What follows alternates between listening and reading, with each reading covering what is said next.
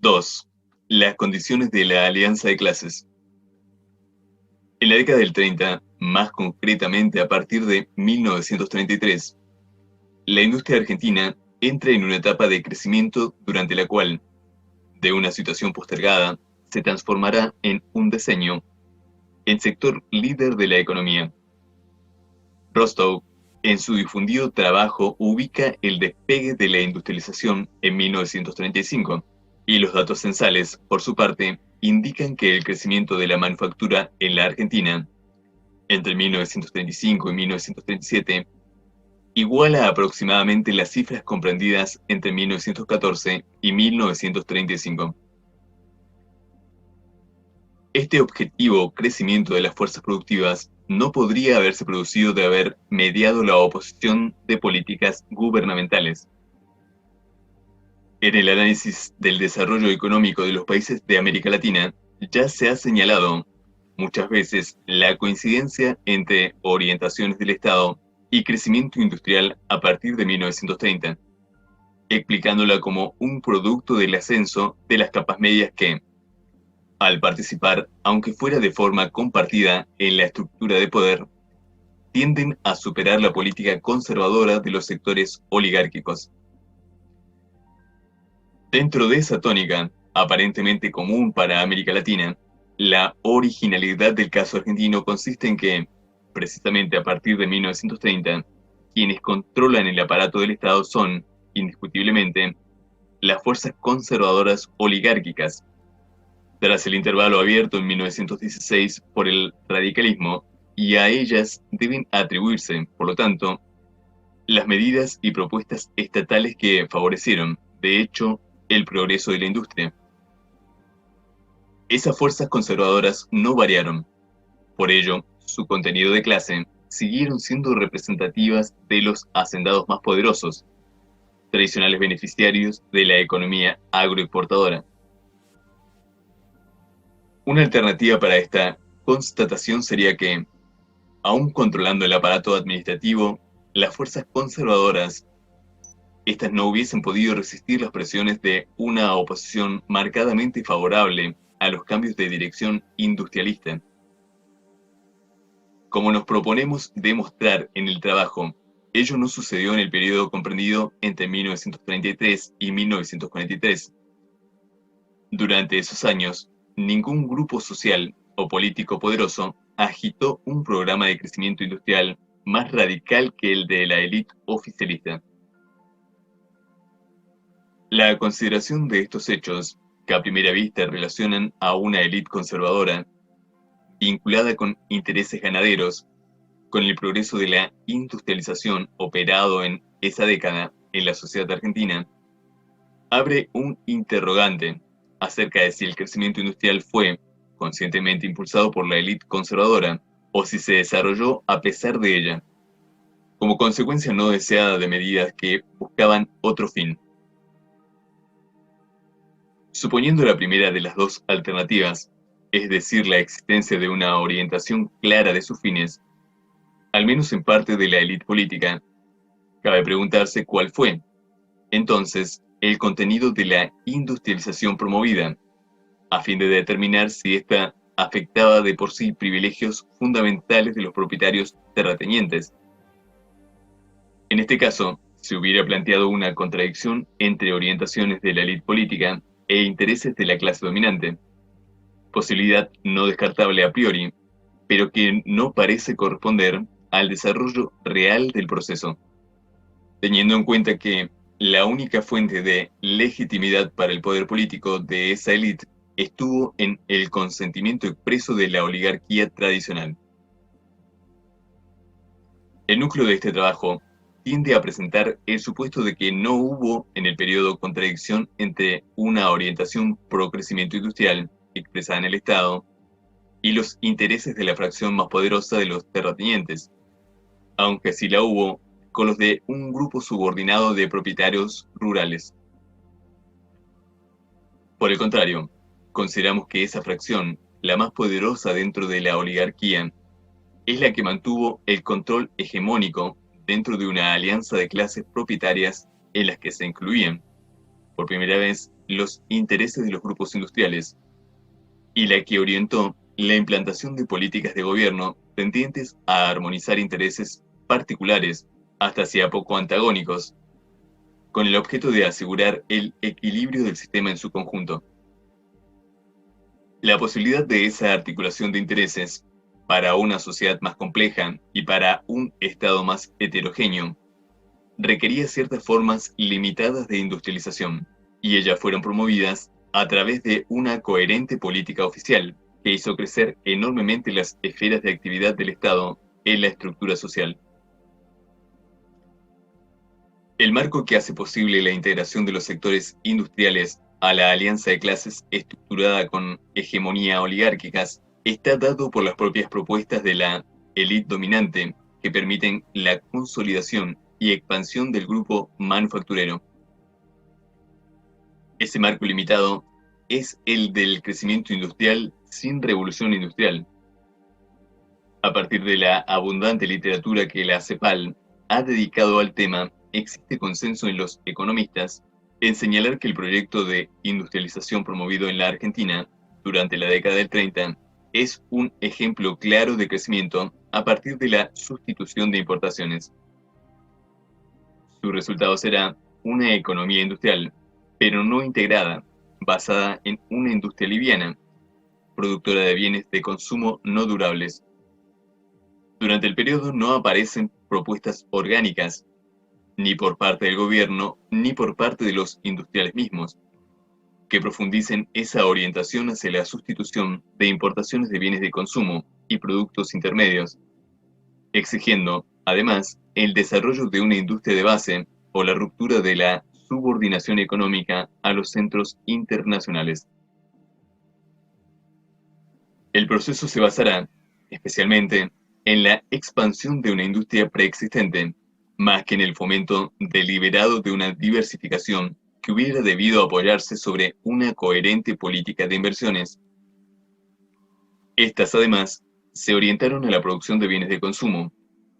La principal característica de la inversión durante el periodo de crecimiento autogenerado fue un cambio de composición más que de magnitud. Dentro del sector industrial, las inversiones se volcaron principalmente hacia las textiles, metalúrgicas, productos alimenticios y bebidas.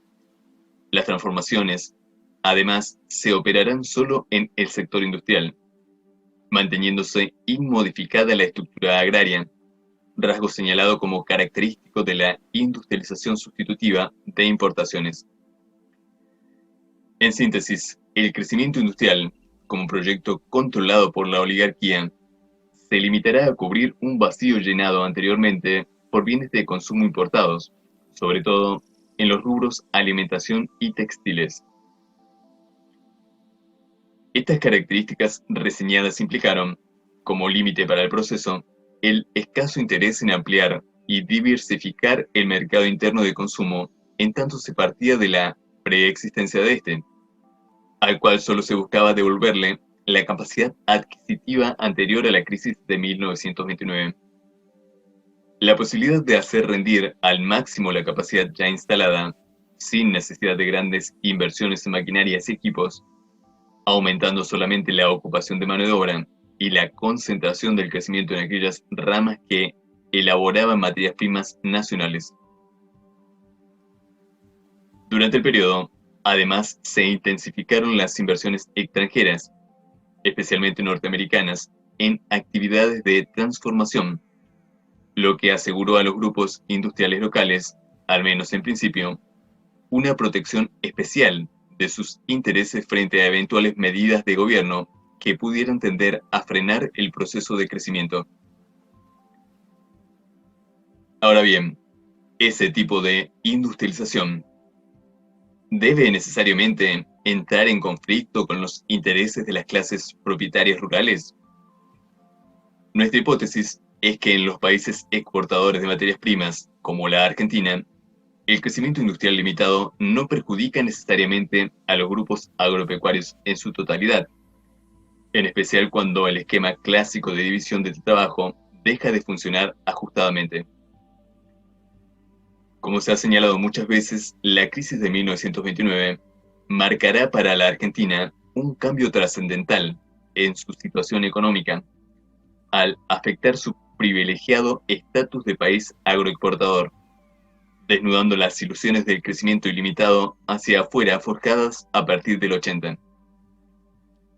El modelo dejará ya de tener vigencia frente a las respuestas proteccionistas que los países centrales pondrán en práctica como alternativa a la crisis. Un ciclo parecía concluido, el de la economía primaria exportadora como excluyente núcleo dinámico de la economía argentina.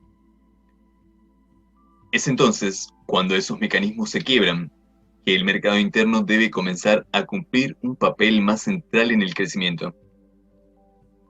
En medio de una crisis que ilumina crudamente la vulnerabilidad extrema de la economía argentina frente al exterior, las élites tradicionales, que han recuperado el control del Estado, se ven favorecidas por la posibilidad de una limitada industrialización, en tanto el desarrollo de ciertas ramas de la manufactura es capaz de permitir, sin modificaciones profundas en la estructura económica, un reajuste del sistema a los nuevos términos en que se plantea el comercio mundial.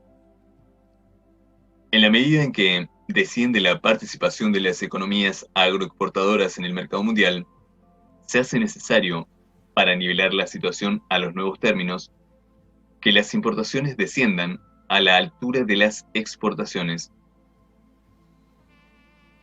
Este es el primer signo para la nueva alianza que se estructurará, su limitada condición.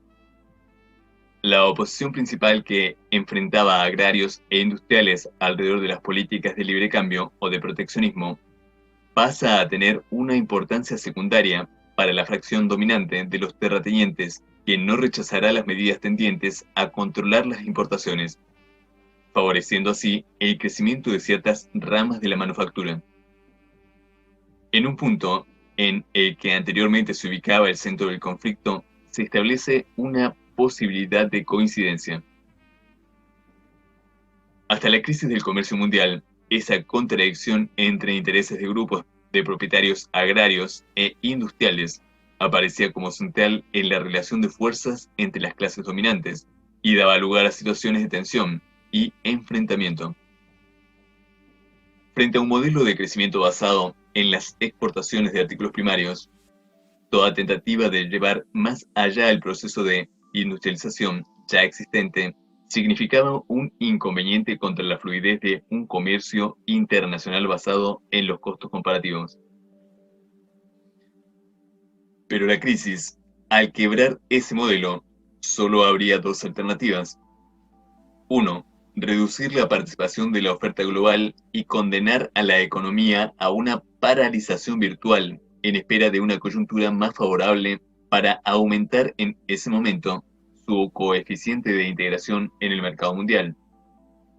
2. Modificar en parte la estructura productiva, reduciendo ciertos ítems de las importaciones y sustituyéndolos por medio de la producción local. Este último camino, que fue el finalmente impulsado por las políticas gubernamentales, es el de la industrialización sustitutiva de importaciones. Pero los cambios en las orientaciones de la élite dominante no serán, sin embargo, súbitos y necesitarán un periodo de adecuamiento. La primera respuesta a la crisis, en efecto, se planteó en términos de la alternativa recesionista. El desarrollo más o menos sostenido de una nueva política solo puede ubicarse hacia finales de 1933, con el ascenso al poder de un equipo político, encabezado por Federico Pinedo, que influirá decisivamente hasta 1943 y que prolongará incluso su gravitación en los primeros actos del gobierno militar surgido del movimiento del 4 de junio.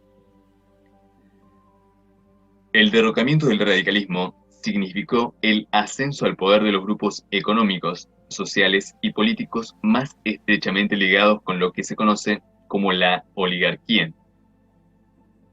La primera respuesta de esos grupos, repuestos en el poder a la situación de crisis, no diferirá de la visión tradicional: equilibrar las finanzas a una costa de la recesión económica, cumplir con las deudas en el exterior y aguardar momentos mejores. La situación era percibida como transitoria y el supuesto básico indicaba que tras un periodo de ajuste, la economía argentina volvería, naturalmente, a la coyuntura anterior. Esta es la orientación predominante en la política económica bajo el gobierno provisional de Uriburu y bajo el ministerio de Alberto Huello, ya durante la presidencia de Justo, hasta agosto de 1933. El propio Huello, titular de Hacienda, trazará la síntesis de los objetivos de su política. El equilibrio del presupuesto, dice, y el pago puntual de los compromisos externos e internos forman las bases en que descansó la política financiera del gobierno. Por su parte, un ideólogo del sector industrial, Alejandro Bunge, recapitulará así la política económica de ese primer periodo. El remedio aplicado a la contradicción económica fue, alrededor de 1933, la reducción interna de los consumos, de las inversiones y del personal obrero y comercial empleado. Y esas economías agravaron la contracción, arrastrando al país al círculo vicioso que originaba la desocupación, agotando la capacidad de resistencia y desvaneciendo las esperanzas de la reacción por los medios legales y normales. Pero hay, agrega, una economía que no se hizo y que es, quizás, la única realmente deseable. La supresión de aquellas importaciones a que nos obliga un bloqueo, que ha sido el impulso inicial de esta estrangulación progresiva. Bunge define la primera alternativa gráficamente como reajuste hacia abajo.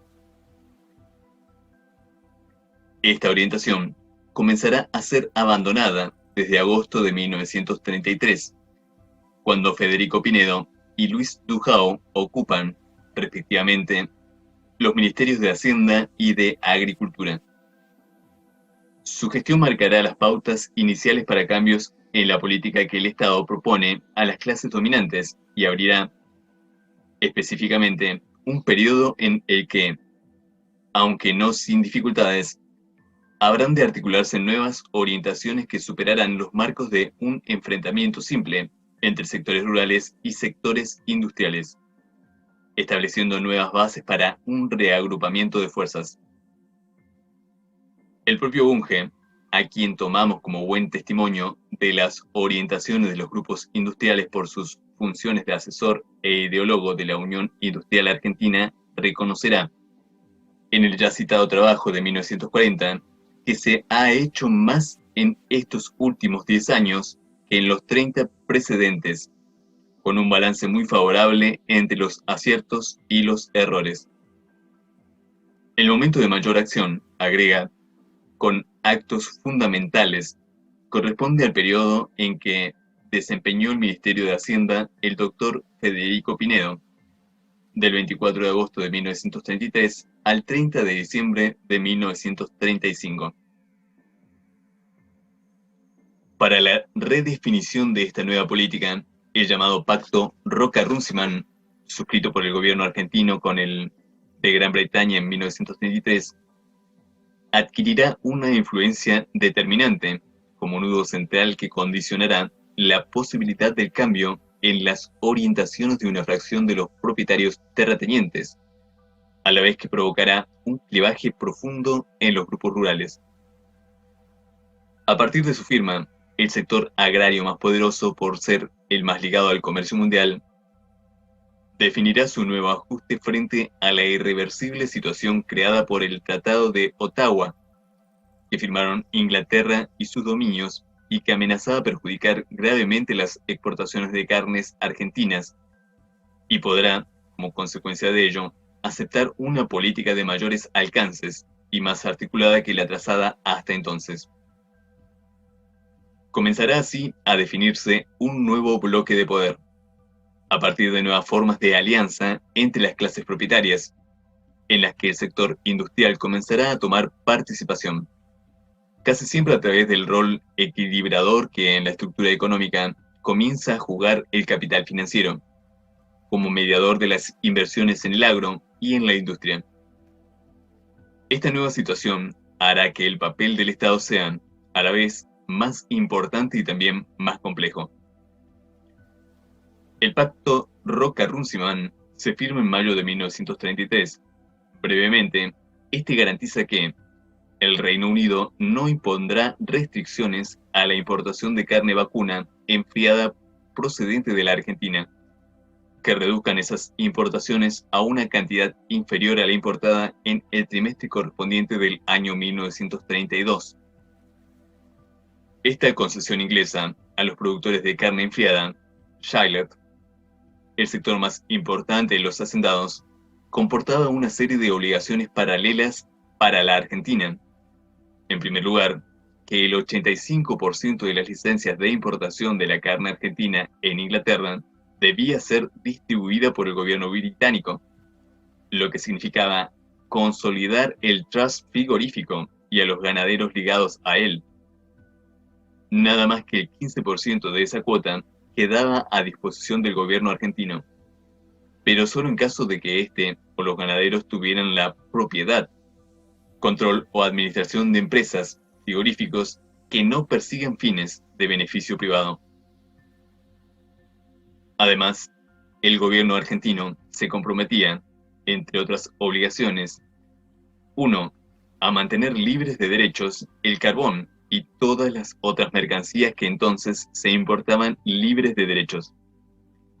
2. Respecto de las importaciones de productos ingleses sobre cuyos derechos aduaneros Gran Bretaña gestionaba una reducción. Volver a las tasas y aforos vigentes en 1930, comprometiéndose el gobierno argentino a no imponer ningún nuevo derecho ni aumentar los existentes. El convenio significaba la aceptación, por parte del Estado argentino, de las reglas de juego impuestas por los ingleses para mantener en funcionamiento el intercambio bilateral. Esas nuevas reglas obligarían a una adaptación de la política económica de las clases dominantes argentinas, a fin de mantener la prosperidad del sector ganadero más privilegiado, no sin que otros grupos rurales menos poderosos sufrieran intensamente ese reajuste. Comenta Halperin Dongi: en la ganadería, sobre todo, esa situación estaba destinada a provocar vivas protestas, pues era un sector de nuestros grupos dirigentes tradicionales el brutalmente apartado del núcleo privilegiado por la nueva política económica. Esta diferenciación entre los hacendados se transformaría en el resultado deliberado de una política económica oficial.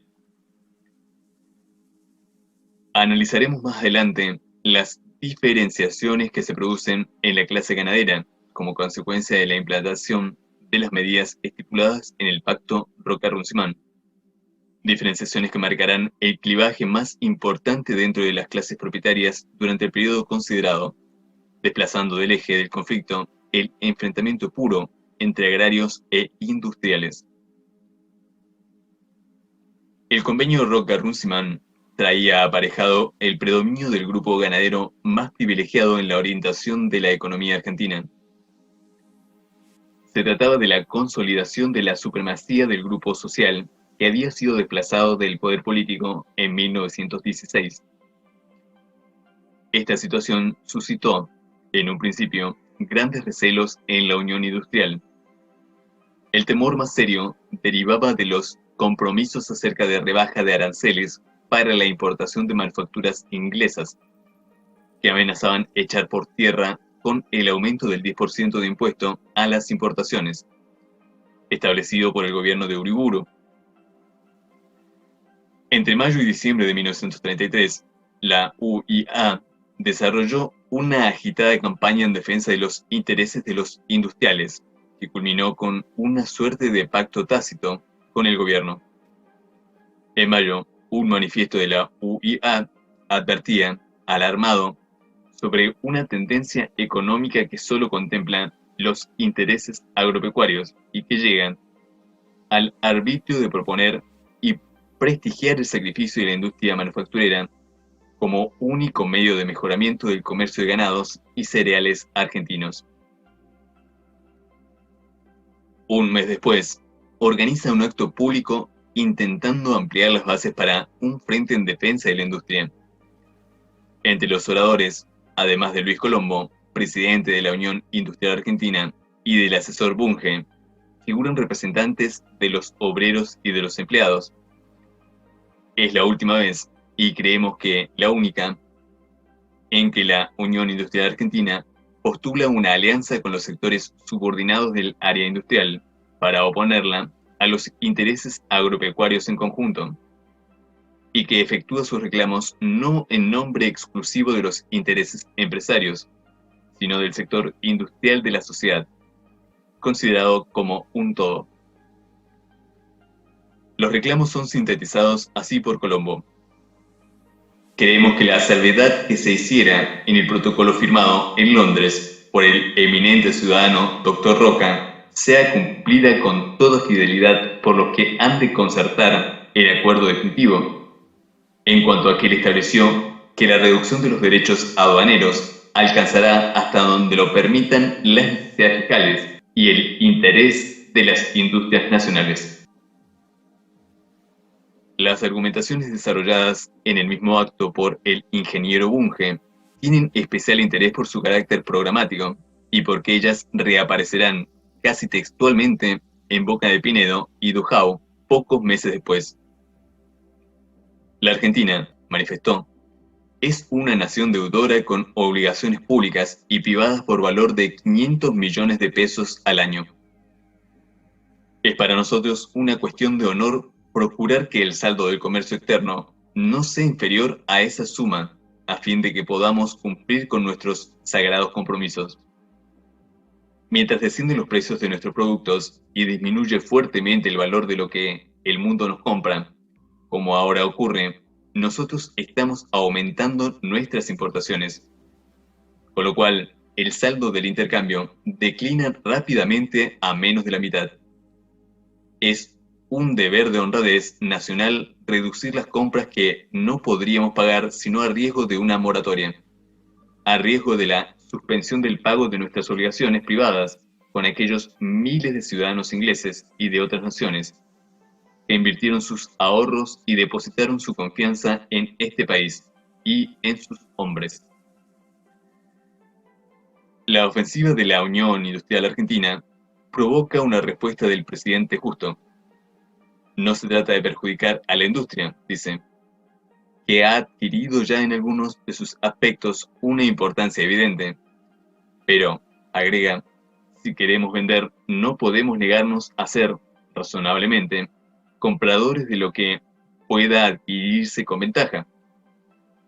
Y concluye, el problema de esta difícil materia de gobierno, y sobre todo en momentos tan turbios de la economía universal, está en encontrar el necesario equilibrio, la justa medida. Las demandas de la Unión Industrial Argentina eran limitadas, y esa limitación era uno de los puntos centrales que haría posible el acuerdo. En efecto, frente a las consecuencias que podía acarrear el convenio Roca-Runciman, ¿qué se reclamaba?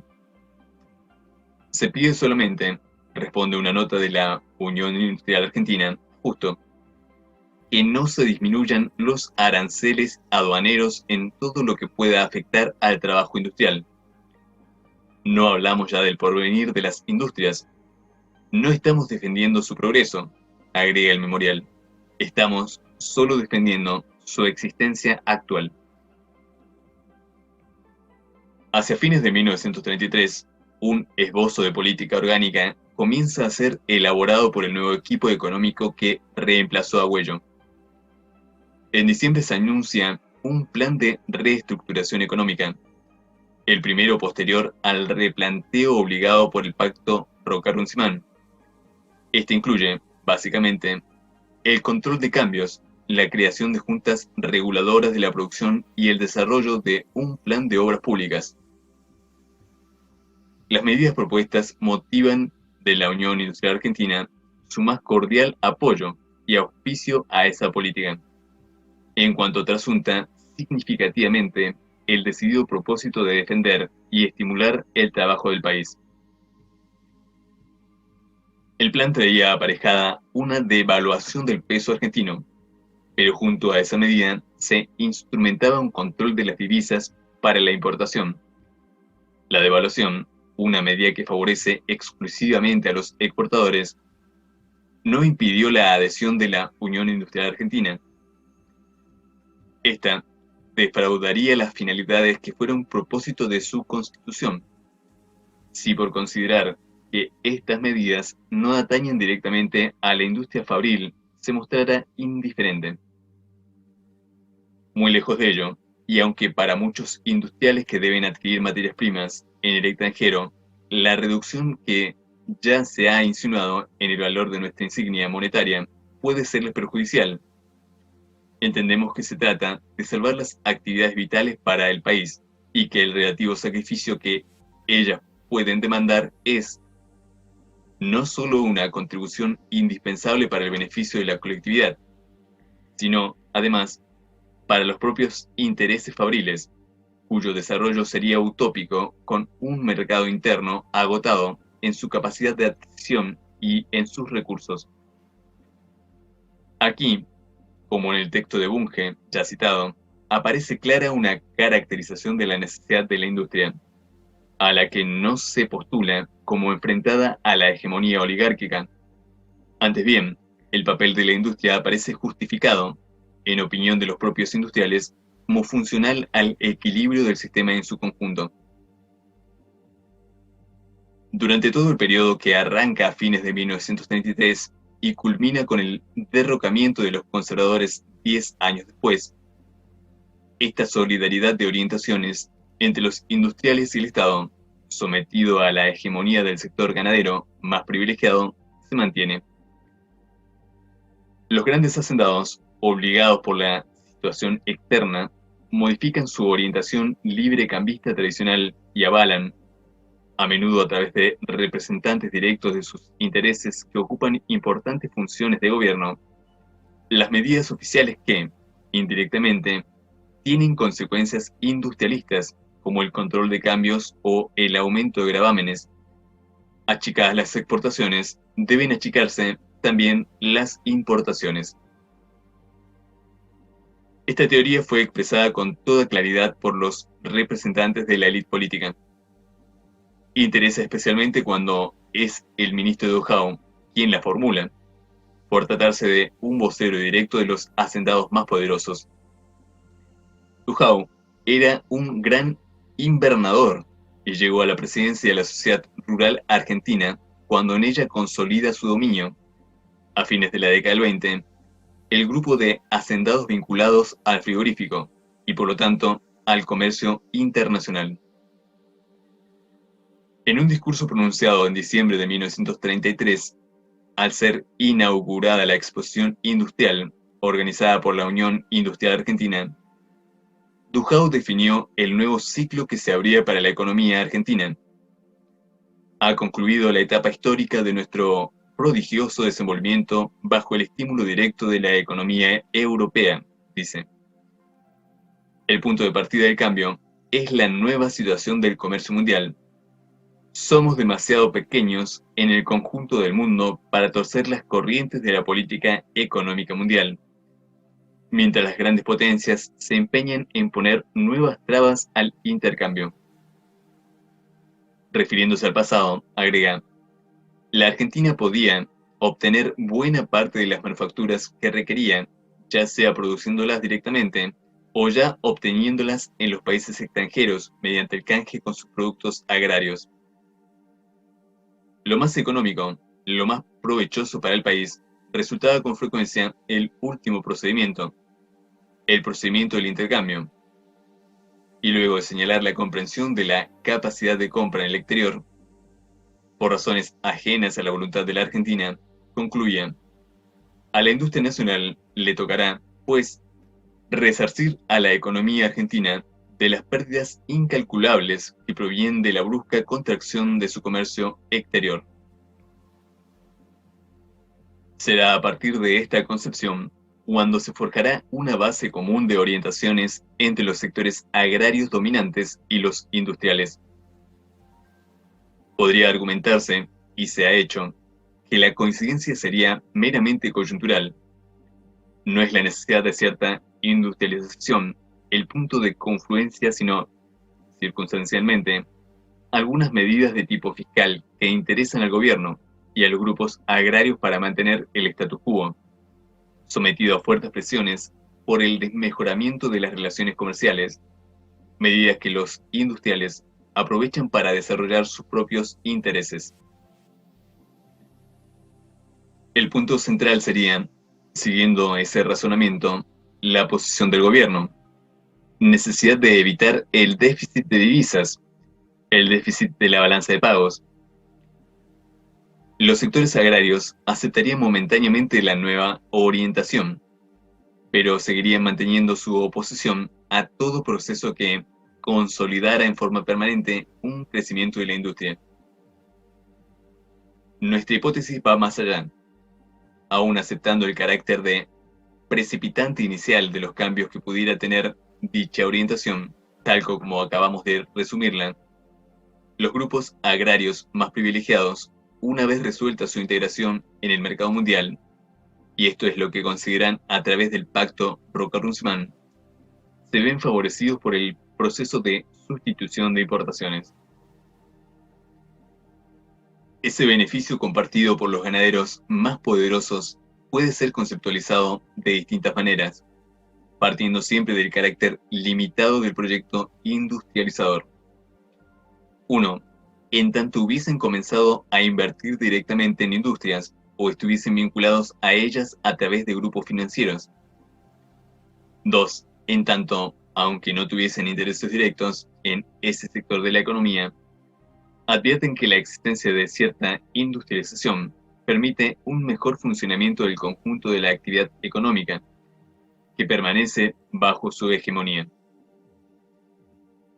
La primera hipótesis provee, sin duda, un firme fundamento explicativo para la coincidencia entre ambos sectores, a través de una vinculación varias veces señalada y que merece mayor exploración para establecer su intensidad, es decir, para establecer hasta qué punto, más que ante una alianza de clases, nos hallaríamos ante una fusión. No obstante, la segunda hipótesis ofrece por sí sola base suficiente para explicar, en principio, la coherencia de una política gubernamental en manos de una élite conservadora de base agraria que, a partir de 1933, no solo favorece a la industria indirectamente, sino que intenta hacerlo a través de sucesivos proyectos legislativos, reconociendo de tal modo que cierto grado de industrialización es funcional al sistema. Y es importante destacar que, incluso partiendo de la hipótesis de la vinculación directa o la fusión, la base de coincidencia explicitada en la segunda hipótesis sigue siendo relevante para caracterizar el proceso no como un caso en el cual la existencia de un centro único de control de actividades diversas permite sacrificar utilidades en un sector para aumentarlas en otro, sino como un caso en el que resulta posible favorecer al mismo tiempo a ambos sectores. Es probable que hasta 1933 las medidas proteccionistas que se adoptaron, como el control de cambios, no tuvieron otro fin que la determinación de continuar escrupulosamente al servicio de la deuda pública externa. Pero a medida que la perspectiva de retrotraer la situación al esquema vigente con anterioridad a la crisis se alejaba, la promoción de la industrialización sustitutiva dejaba de ser una consecuencia secundaria de medidas tendientes a satisfacer otros fines, para transformarse en algo autónomo, pero integrante de un plan coherente. Este plan encuentra su sistematización más completa en 1940, en oportunidad de las medidas elaboradas por Federico Pinedo en su segundo paso por el Ministerio de Hacienda, pero se haya anticipado por proyectos anteriores de otros representantes del oficialismo. En 1933, por ejemplo, Matías Sánchez Sorondo propone un plan de reestructuración nacional en el Senado. Se incluyen, entre otras medidas, estas referidas al régimen aduanero y a la producción industrial, control de las importaciones, establecimiento de derechos adicionales que neutralicen el efecto de cualquier forma de dumping, normas de drawback, supresión de las liberaciones de derechos, preferencia en las licitaciones del gobierno al producto del país, creación del Banco Industrial. Punto por punto, este proyecto recoge todos los reclamos, demorados desde hacía décadas, de la Unión Industrial Argentina. Es, además, un anticipo casi textual del Plan Pinedo de 1940. Ninguna de esas medidas parecía chocar con la oposición de los grandes ganaderos, si tomamos como buen indicador de las actitudes de estos a la sociedad rural argentina. En julio de 1933, el presidente de dicha institución, Horacio Brusone, declaraba, luego de señalar que no existían antagonismos entre el agro y la industria: es verdad que nosotros siempre hemos conceptuado contraproducente el proteccionismo aduanero para ciertas clases de industrias que solo pueden vivir en aquel invernáculo arancelario, por cuanto carecen de condiciones propias de existencia sólida en el clima de nuestra economía. Pero ahora nos encontramos todos de acuerdo en la necesidad de ayudar a la organización de industrias que puedan prosperar transformando las materias primas tan varias y cuantiosas que nuestra tierra produce y brinda generosamente. A partir de la década del 30, se advierte, pues, que las argumentaciones de proteccionistas y librecambistas pierden vigencia, y como centro de la oposición entre industriales y agrarios, por el contrario, una limitada industrialización tiende a formar parte de la estrategia de los sectores agrarios dominantes que, a través de sus representantes, tratan de articular políticas en esa dirección. La crisis del comercio mundial y el descenso de la participación argentina en este determinan un vacío en la oferta de bienes que puede ser cubierto por una industria nacional preexistente, lo que permite un mejor funcionamiento del sistema sin obligar a modificaciones profundas en la estructura económica. Esa industrialización, al menos en su primera etapa, bajo control oligárquico, no altera tampoco las estructuras de dominación tradicionales. A esto se suma el carácter limitado de los reclamos de los sectores industriales, que no van más allá del mantenimiento de ciertas barreras proteccionistas. En los hechos, a ellos se limitará el respaldo estatal, pues, por diversas razones, los planes más integrales como el de Sánchez Orondo en 1933 y el de Pinedo en 1940 no llegan a ser aprobados en el Parlamento. Lo que interesa destacar, en principio, es que en la reestructuración operada en la economía argentina tras la crisis mundial de 1929 y como transición de una etapa de crecimiento hacia afuera a otra de crecimiento hacia adentro, son los grupos tradicionales quienes toman la iniciativa para el pasaje en el marco de una estrategia cuyo contenido trazará con toda claridad Federico Pinedo en los debates de 1940. La vida económica del país gira alrededor de una gran rueda maestra, que es el comercio exportador. Nosotros no estamos en condiciones de reemplazar esa rueda maestra, pero estamos en condiciones de crear, al lado de ese mecanismo, algunas ruedas menores que permitan cierta circulación de la riqueza, cierta actividad económica, la suma de la cual mantenga el nivel de vida del pueblo a cierta altura. Ni las organizaciones empresarias, ni ningún partido político, dentro de las clases propietarias, asumirán otro proyecto industrialista que reformule o profundice ese programa de la élite dominante. Al contrario, como se verá con el principal partido opositor, el radicalismo, las discrepancias en este punto se fundamentarán a partir de los excesos de la industrialización propuesta por el oficialismo.